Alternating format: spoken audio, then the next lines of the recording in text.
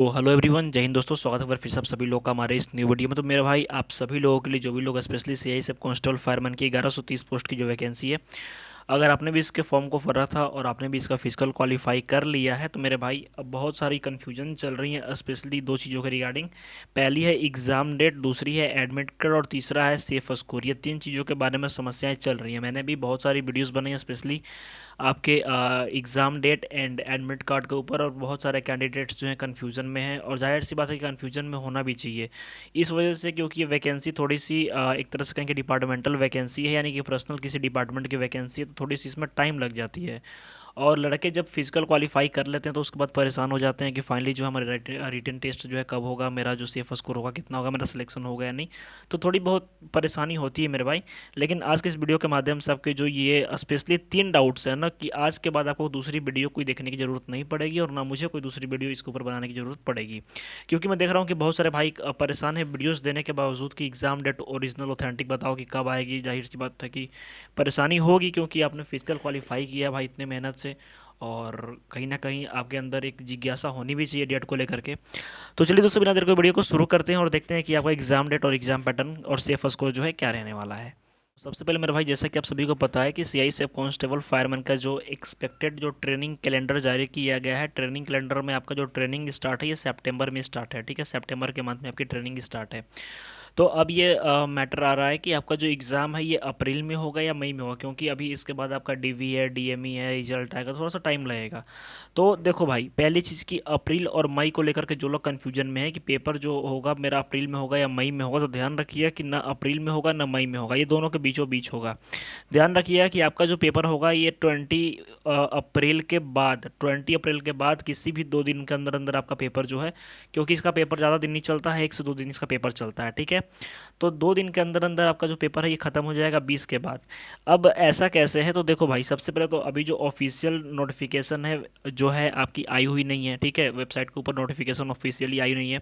लेकिन एक जानकारी क्या है, अवेलेबल जानकारी यही है कि आपका नोटिफिकेशन जो जारी किया गया है, यानी कि जो आपकी वैकेंसी जारी हुई है, जब नोटिफिकेशन आया तो उसमें ये चीज़ शो किया गया है कि 10 डेज बिफोर योर एग्जामिनेशन, यानी एग्जामिनेशन से 10 दिन पहले, ध्यान रखिएगा 10 डेज बिफोर, 10 दिन पहले जो है आपका एडमिट कार्ड रिलीज़ किया जाएगा। ठीक है, 10 डेज बिफोर जो है आपका एग्जामिनेशन जो आपका एडमिट कार्ड है रिलीज़ किया जाएगा। तो जाहिर सी बात है कि अप्रैल मैंने मार्च में मैंने बताया था आप लोगों को कि मार्च के 25 मार्च के आसपास आपका एडमिट कार्ड रिलीज होगा, लेकिन अभी नहीं हुआ है। ठीक है, आज मार्च जो है 27-28 के आसपास अपडेट होने वाला है।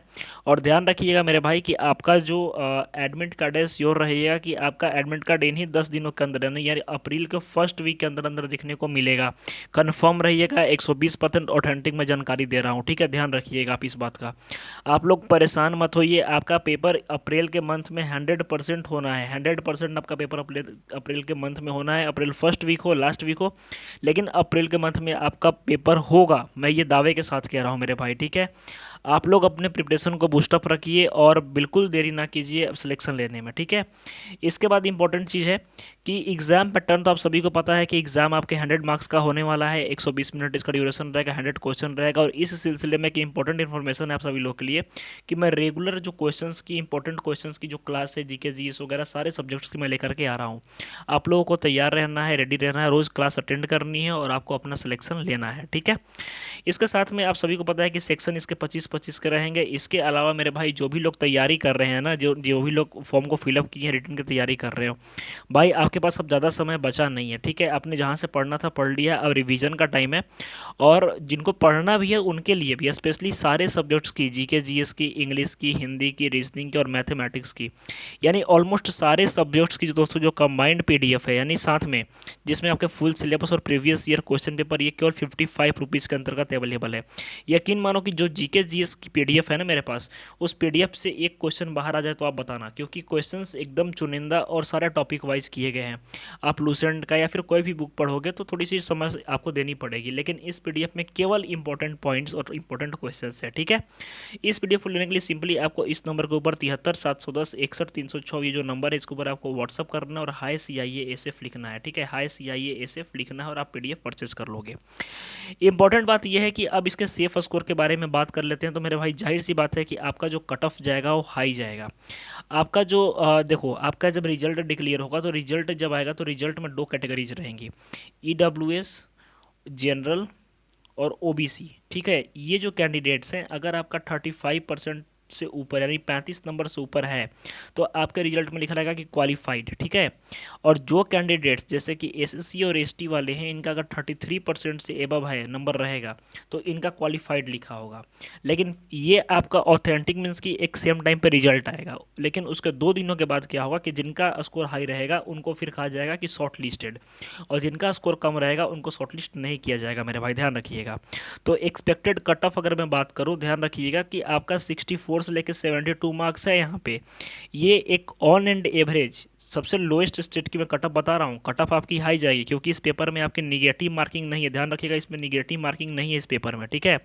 तो कट ऑफ जाहिर सी बात है कि आपके 80 के आसपास, 80 प्लस। देखो, मैं आपसे रिक्वेस्ट करूंगा कि आप किसी भी कैटेगरी से, किसी भी स्टेट से, कहीं से बिलोंग करते हो, आप 80 प्लस स्कोर करके आ जाओ। जाओ कहीं से भी बिलोंग करते हो आप, 80 प्लस आप स्कोर करो। आपका जो सीट है वो कोई लेने नहीं जा रहा है, आपका कहीं ना कहीं सीट रखा हुआ है, समझ गए।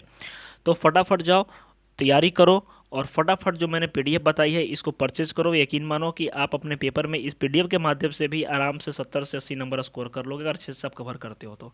फटाफट परचेज करो, सिलेक्शन लो और मुझे बताओ कि सर मैंने सिलेक्शन ले लिया। तो मिलते हैं भाई नेक्स्ट वीडियो में, तो धन्यवाद, जय हिंद।